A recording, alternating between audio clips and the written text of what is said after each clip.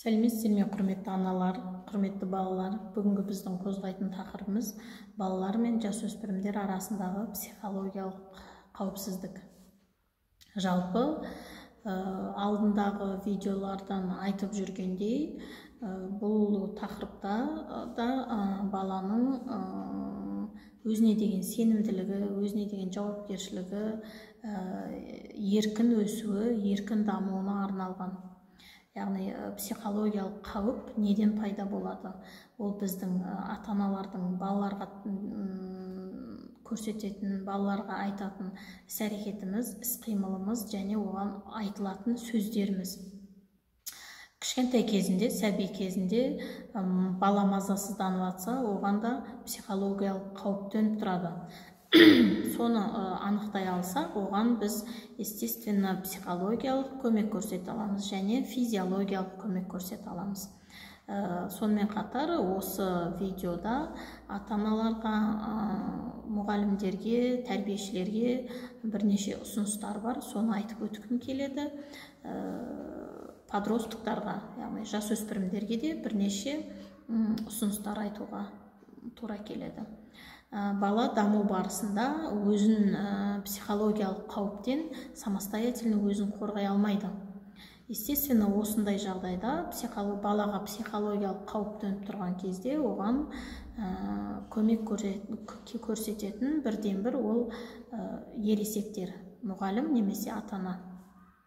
Балаға психологиялық қауіп төндіретін бірнеше факторлар бар. Ол факторлар ішкі фактор және сыртқы фактор болып бөлінеді. Сыртқы факторлар тұлғаның дамуына зиян келтіретін бірнеше манипуляциялы сөздер. Яғни біздің ата-ананың балаларға айтылатын үй шаруасында қолданатын бірнеше күнделікті сөздер бар. Ол да манипуляцияға жатады. Ол да балаға психологиялық қорқыныш тудырады, психологиялық қауіп төндіреді. Екінші, топтағы балалардың арасындағы бір-бірін қабылдай алмауы. Яғни бұл 3 жасар, 6 жасар балалардың арасында кейбір балалар бар өте тұйық, кейбір балалар бар өте көңілді, өзін психологиялық қалыпты ұстай алатын, отбасы психологиялық қалыпты ата-аналарда бала кез келген ортаға тез сіңісіп жатады. Үшінші фактор ол баланың ойыншықтарға деген мүмкіндігінің шектеулілігі.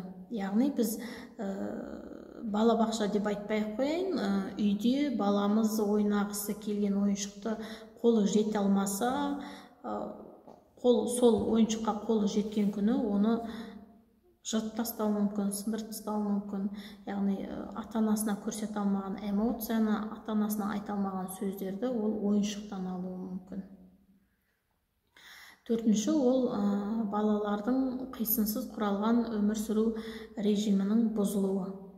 Бесінші, қарым-қатынастың дұрыс ұйымдастырылмағандығынан болатын психологиялық қауіп.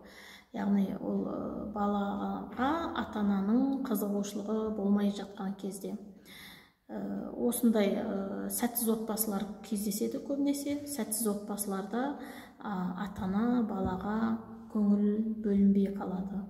Яғни қандай да бір ата-ананың өздерінің жеке мәселелерінің салдарынан балалар зардап шегіп жатады. Психологиялық қауіп содан пайда болады. Сол кезде балаға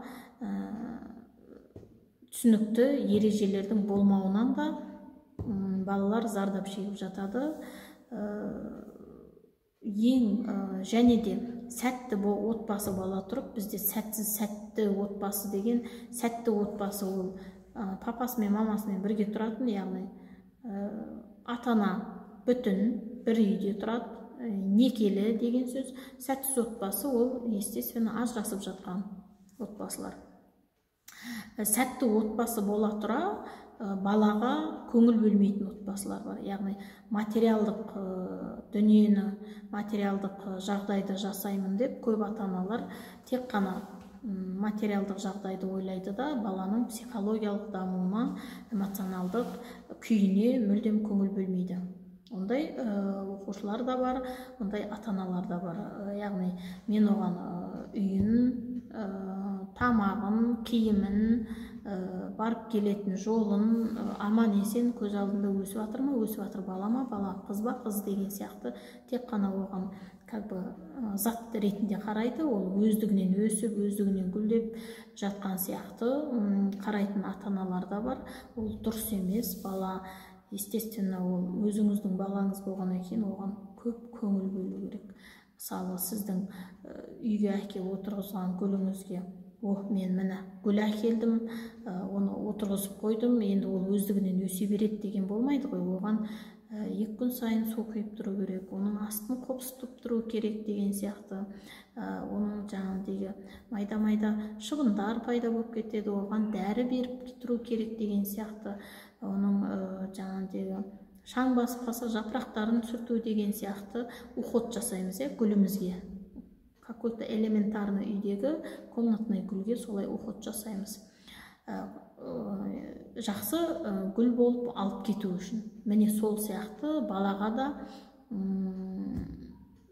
өте жақсы күтім керек. Туылғаннан бастап физиологиялық өсуіне де, психологиялық өсуіне де қалыпты жағдай жасап, қалыпты көңіл бөлу керек. Ол не только материалдық көңіл, моральдық көңіл аса қажет. Сіздің әкеп беріп атқан планшетіңізден, алып беріп атқан телефоныңыздан, ойнатып атқан компьютеріңізден моральдық көмек, психологиялық көмек өте маңызды. Енді ішкі факторларға келетін болсақ, ол отбасының дұрыс емес тәрбие жолдарынан қалыптасқан мінез құлық. Яғни көп деген ата-аналар отырса да, тұрса да, түріне, мінезіне, жүрісіне сай бірнеше сөздер айтатын ата-аналар бар балаларына. Яғни кемсітуі мүмкін, білмеймін ғой. Ондай ата-аналар да бар, ондай отбасылар да бар. Міне сондай кезде бала өздігінен тұйықталып қалады, болмаса өте ашушаң болып, агрессивті болып кетеді. Екінші, балалардың басқа балалармен тіл табыса алмай, қабылдай алмау бір-бірін. Бір-бірінің тіл табыса алмай қалуынан, естественно, қарсы пікір пайда болады. Екінші балада солай бір-бірімен кемшілік айта бастайды, бір-бірін кемітіп. Ол бастауыш сынып арасында, не болмаса орта буындарда 5-8 класстардың арасында көптеп кездеседі. Бір-бірінің үстіне киген киімін, әлеуметтік жағдайын, немесе атын, жөнін кемсітіп мазақтау салдарынан болатын психологиялық қауіп. Үшінші, ол баланың өзіне деген сенімділігі жоқ, баланың өзіне деген жауапкершілігін ата-анасы толықтай өзінің мойнына алу. Яғни жазғы үйге берген тапсырманы ата-анасы жазып беріп жатса, ол да балаға психологиялық қауіп болып саналады. Тек қана үйге берген тапсырманы жасалу жолдарын дұрыс көрсету керек. Бесінші, ол дененің даму патологиясы, мысалы көру, есту кем балаларда психологиялық қауіп болып саналады. Және шектен тыс ұялшақтық, шектен тыс ұяңдық, шектен тыс тұйықтықта балаға психологиялық қауіп төндіреді. Балаға психологиялық қауіп төндіретін ақпараттар баланы қоршаған ортаға деген көзқарасын мүлдем басқа жаққа өзгертіп жіберуі мүмкін. Былайынша айтқанда, ол ақпараттарды үйдегі ересектерден алуы мүмкін. Мысалға, балаңыз өздігінен бір нәрсені жасап қояйын деп, мүмкін сізді қуантайын деп бір нәрсені тырысып жасап жатқан кезде үйдегі басқа ересектер оны байқап қалып, қазір сені мамаға айтам, немесе сені папаға айтам деген сияқты қоқан-лоққы тарапындағы сөздер айтатын болса, естественно, балада да психологиялық қауіп, психологиялық қорқыныш пайда болады. Көптеген жасөспірімдер, мысалы 12-16 жасар балалар уақытын оқу орталықтарында немесе мектепте өткізеді. Осы кезде де бізде балаларымызда психологиялық қорқыныш, психологиялық қауіп туып жатады. Ол қалай? Біз баламыз жақсы оқысын деп, үлгерімі қап кетпесін деп, кез келген оқу орталығына, учебный центрларға дополнительный білім алуға жазып жатамыз.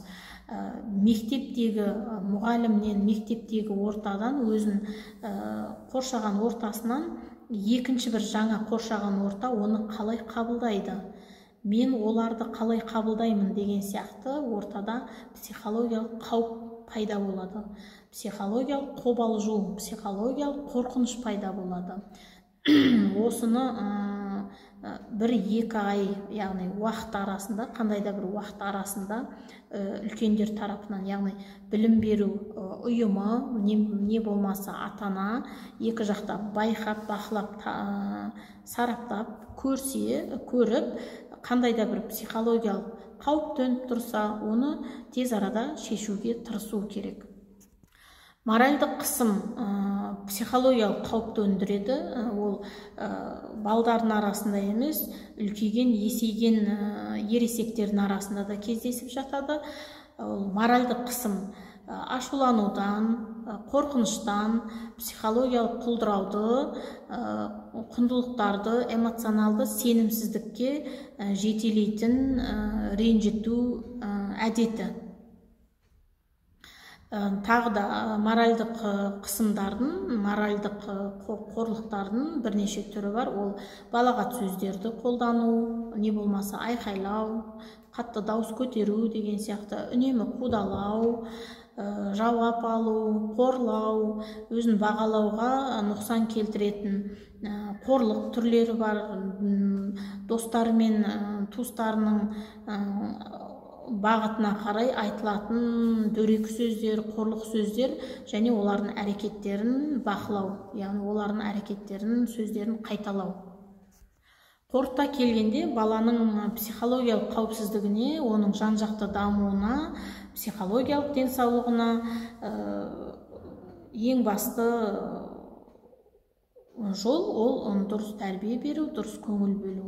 Яғни біз оның баланың психологиялық дамуына, психологиялық қауіпіне, психологиялық қауіпсіз болуына тек қана ата-ана, сонымен қатар білім беру ұйымдары маңызды рөл атқарады. Егер де қандай да бір психологиялық қауіпке душар болып жатса, балаңыз оның эмоциясын, оның ішкі жан дүниесін ақтара отырып, яғни қалай ақтарасы оның ішкі жан дүниесін? Естественно, жаймен сөйлесу арқылы, яғни тіл табысу, байланысу арқылы жасауға болады. Оның баланың, жасөспірімдердің мен деген ішкі қабілетін өлтіріп алмай, керісінше бала мен жасөспірімдердің мен деген, ішкі мен деген қабілетін одан әрі дамытуға бірге атсалысайық.